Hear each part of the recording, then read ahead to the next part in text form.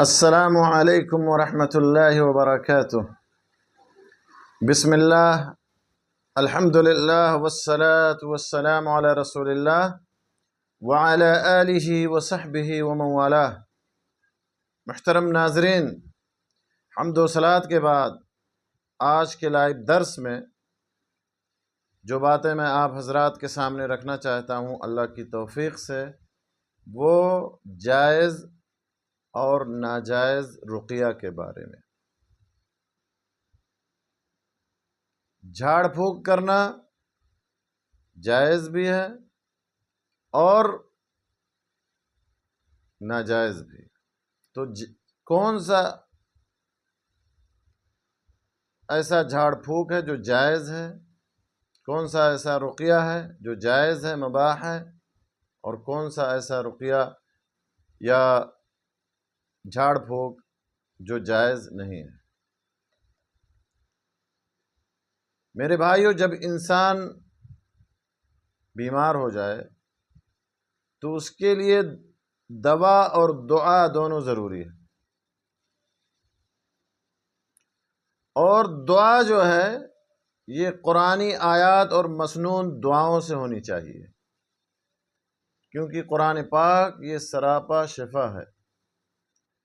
اسی لیے اللہ کے نبی صلی اللہ علیہ وسلم نے صحابہ کرام کو اور اپنی امت کو یہ تعلیم دی کہ جب کوئی شخص بیمار ہو تو اس پر سورہ فاتحہ اور معوذتین پڑھ کر دم کیا جائے۔ اسی طرح سے دوسری مسنون دعائیں پڑھی جائیں، اور اسی میں شفا یابی ہے۔ لیکن قرآن اور مسنون دعاؤں کے علاوہ کسی اور چیز سے، منتر سے، جنتر سے جھاڑ پھونک کرنا یا کرانا یا دم کرنا یا کرانا، یہ کسی طور پر جائز نہیں۔ ام المومنین عائشہ رضی اللہ تعالیٰ عنہ سے مروی ہے کہ ان رسول اللہ صلی اللہ علیہ وسلم رخص فی الرقیۃ من کل ذی حمۃ، متفق علیہ، کہ نبی صلی اللہ علیہ وسلم نے زہریلے جانور کے کاٹنے میں جھاڑ پھونک یا رقیہ یا دم کرنے کی اجازت دی، اور اس سے وہی دم یا وہی جھاڑ پھونک مراد ہے جو قرآنی آیات اور مسنون دعاؤں سے ہو۔ اگر قرآنی آیات اور مسنون دعاؤں سے دم نہ ہو، جھاڑ پھونک نہ ہو، تو میرے دوستو وہ کسی طرح جائز نہیں۔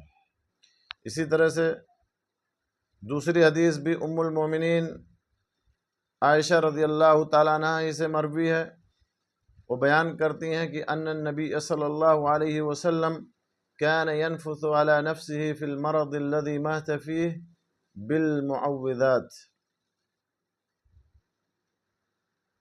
فلما ثقل كنت أنفث عنه بهن وأمسح بيده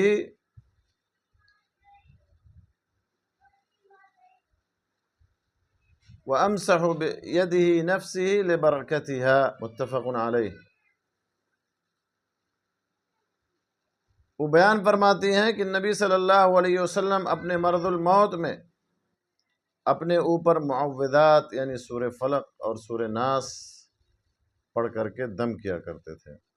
پھر جب آپ کے لیے دشوار ہو گیا تو میں ان صورتوں کو پڑھ کر کے آپ پر دم کیا کرتی تھی، اور برکت کے لیے آپ صلی اللہ علیہ وسلم کا ہاتھ آپ کے جسم مبارک پر پھیر دیتی تھی۔ یہ حدیث بھی متفق علیہ۔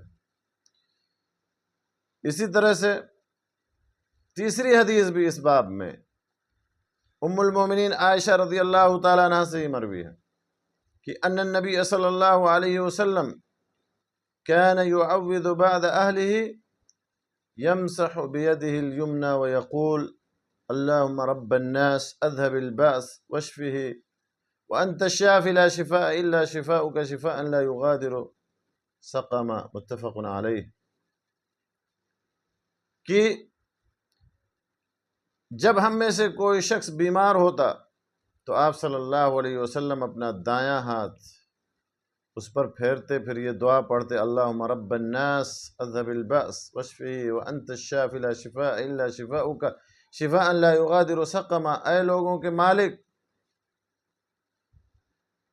رب الناس، لوگوں کے رب، پروردگار، بیماری کو دور کر دے اور تندرستی دے، تو ہی شفا دینے والا ہے، تیری شفا ہی شفا ہے، ایسی شفا دے کہ بالکل بیماری باقی نہ رہے۔ تو میرے دوستو، ان تمام احادیث سے یہی معلوم ہوتا ہے کہ قرآنی آیات اور مسنون دعاؤں سے جھاڑ پھونک کرنا جائز ہے۔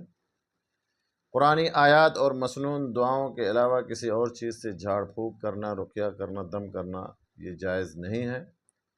اگر جھاڑ پھونک یا رقیہ غیر اللہ کے کلام پر یا غیر اللہ سے مدد اور استعانت پر مشتمل ہو تو وہ بڑا شرک ہے، اور انسان خود اپنے آپ پر دم کر سکتا ہے اور اپنے اوپر قرآنی آیات اور مسنون دعائیں پڑھ کر کے اپنے اوپر پھونک سکتا ہے۔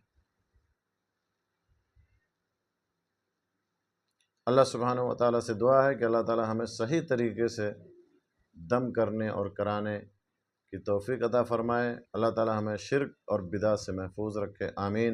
وآخر دعوانا ان الحمد للہ رب العالمین، وصلی اللہ علی نبینا محمد وعلی آلہ وصحبہ اجمعین۔